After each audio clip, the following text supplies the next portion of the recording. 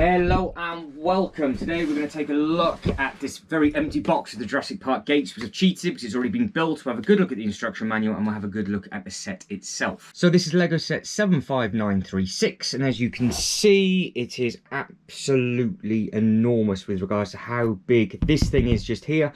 And you have got all of the cool scenes at the back. So you've got the famous toilet scene and the food scene and everything else like that. And on the back of the box, it's got some nice artwork, and it has all of the characters that link within the film. And also you get all of these that you're seeing now in minifigure form as well. So it is really, really nice. It's really, really impressive for scale. But like I said, we'll have a good look at the size of the gates and the size of the T-Rex in a sec. We'll take a look at the front of the box. The front of the box, you can see T-Rex, and then you've got all of the other figures that comes with this set, and we'll have a look and see if they have got dual faces as well. But the actual size of the dinosaur compared to the Jurassic Park gates are massive, and you can fit a minifigure in its mouth as well. Right, on to the manuals. So you've got two instruction booklets, one goes one way, one goes the other. This is for the T-Rex, this is booklet number 1. Now inside this, I do believe you have all about Jurassic Park and Meet the Designer as well. So you can have a look at those in a second, but we'll go through how you do the movie moments and all the different scenes. So you've got each character with what they would be doing, and then you have that is in the back of the Lego set as well, and then it gives a rundown of what each character did within the actual original film. So you've got all 6 of those there. Then we turn the page and it's got about the Lego design team, and as always in all the special sets you meet everybody that made all the different bits and pieces. So that is the crew that worked on the design team. And then you got Mark down here, who was the Lego model designer, and over to the right hand side you got Casper, who was a Lego graphics designer, and everybody else in that photo would have been part of the team that put everything together. So as we turn the page, you can see we start with the T-Rex. There's no other artwork with regards to other sets, but the dinosaur is that big, it takes up 7 bags. And if we skip to the end of booklet number 1, I don't think... No, so that is the very, very last page. I don't think it has any other sets linking to it. So in booklet number 1, last bit of the head, pop the jaw on, and then you just pop the head on, and then you have one absolutely massive dinosaur. Now, book number 2 is all about the gates. So in here, instead of the design team, you'll have all of these minifigures in here. So we'll spin this through. So it goes from bag 8 all the way through to bag 15, I do believe. So you can see you make the base on that 9, and then obviously 10, and you can just see you just sort of do it layered and staggered as you go through on all the different bits and pieces, and then you finish on bag number 15. And you do have a nice little stand with which is a big sticker, and you can put all of the minifigures on in front if you wanted to. I've actually added some little T-Rexes in that one, like little raptors. But again, start with bag 8, and then we will spin all the way through to the end of the booklet. Do we have any other sets? So you've got all the pieces, all the bricks that you need if you lose any of the bits or any of them get damaged. That is the stand that you get, so you get all of the figures and they can just stand on there and just relax and chill out. Like I said, I've got a load of little raptors on mine. And that's the next bit, and that is that. So no, there is no other sets linking to this. So obviously it's based on the old Jurassic Park gates, but it does come under the Jurassic World banner. So there would have been a lot of other sets out at that time. Right, now what we'll do, we'll take a good look at the dinosaur, which is just over my shoulder, and then we'll take a look at the gates as well. So this thing is absolutely massive, and it stands up well. All the bits and pieces do move, so I'll move his tail, move the feet and everything like that in a second. So if I plonk you just there, you can see that it's on big ratchets, so you can have him moving around and doing whatever it is he wants to do. He's got good leg flex, so if he wants to be doing all the different bits and pieces, you can do. And if you drop the tail, it falls apart. That's a bit embarrassing, isn't it? A bit embarrassing. Didn't fall over though, I pulled the tail out. So can we get it fixed? Nothing else broke. So you can see you've got the pins in his bum. You've got 5 pins just in there, and then they go in just like that, and that is back together. And just like that, look, it's stood up and balanced, and all that's come out is his toes, and he's literally killed that minifigure. So you can see the jaw, very, very strong, good clip on, and it holds in different positions as well. You can easily, like I did have, trap a minifigure in his mouth, but you will need 2 hands for, so it's very, very simple. But the detail on his nose and his eyes and everything do look absolutely fantastic.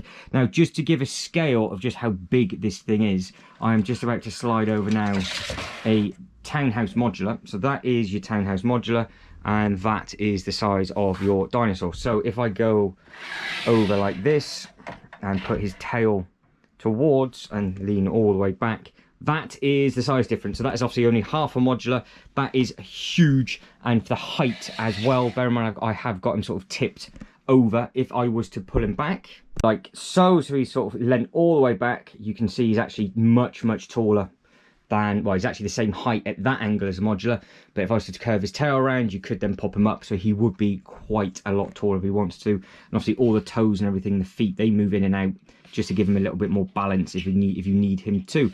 But I think it was a good fun build.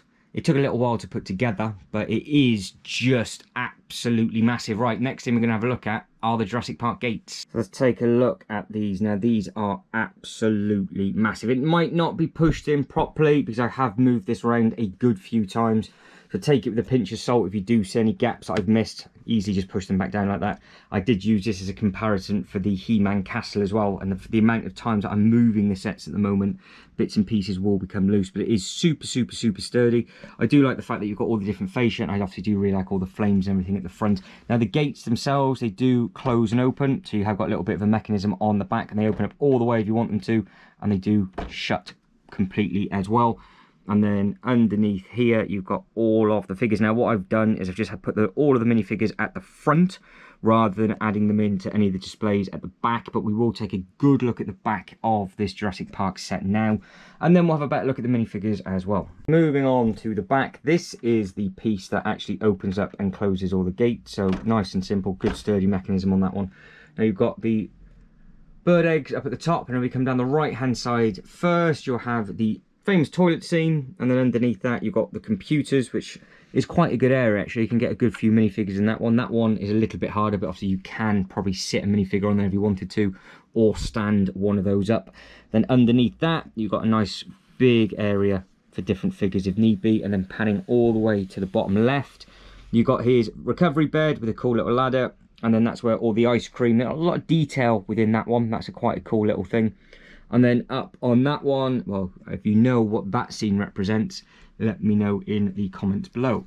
Okay, minifigure time. So you can see the amazing detail on the front of this one. You've got the nice pink shirt and the trousers and everything. But if we pop her hair off and then spin her around, you'll see that she's got a completely different face on the back, and she's got really nice torso printing as well. Now moving on to this one, as we get this one out the way.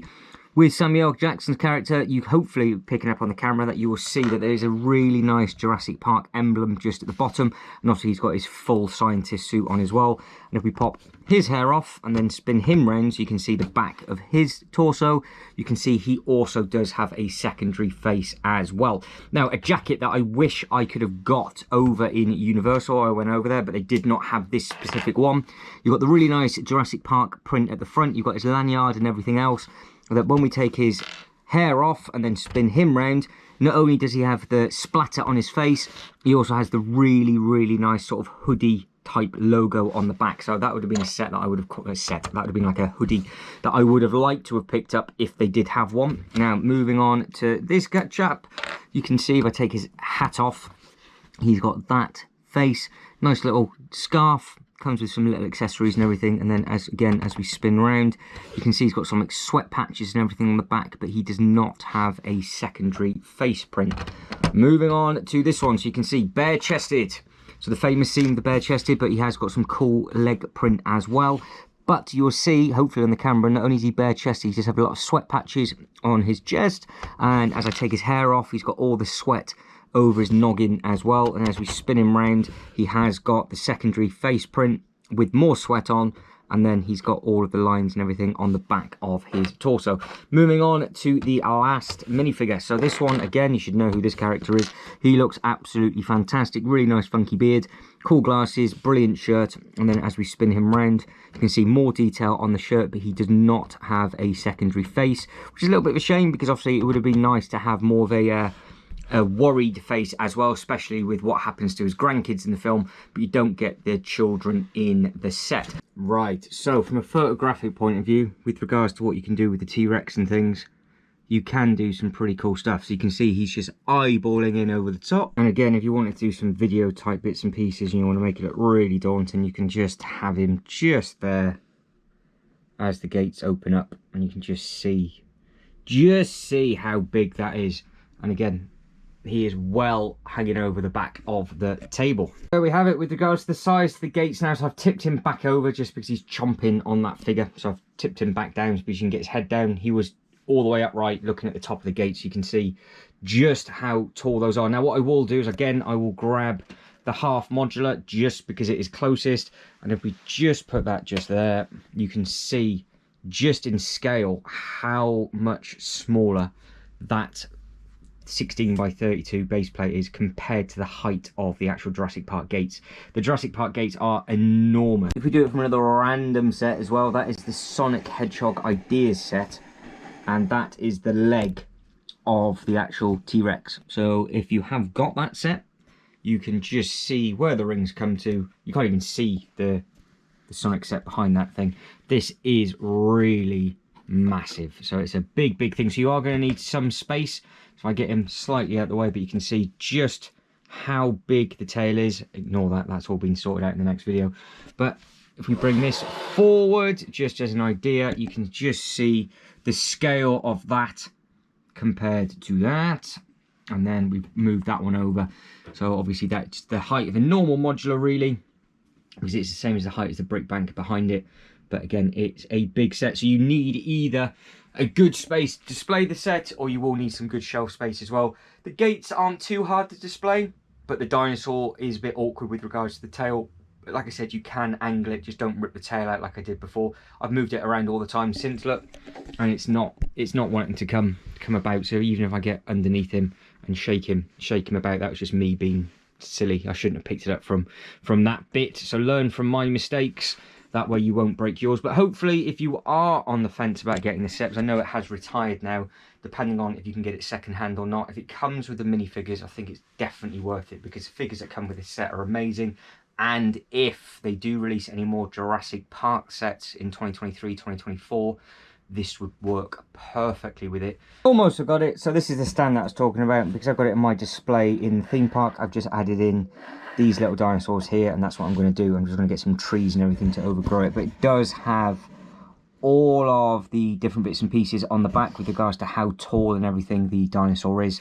And it just looks nice because you could just have it as a display piece over, and I've already moved the dinosaur back over to where I did have it. And again, if you compare it to the Monkey Kid waterfall, for example, or the size of that roller coaster, it is an absolute beast of a thing. But guys, that is it. I am done. So if you can like and subscribe and all that good stuff, that'd be absolutely fantastic. But as always, thank you very much for watching. You guys take care, and I'll catch you next one. Ta-da.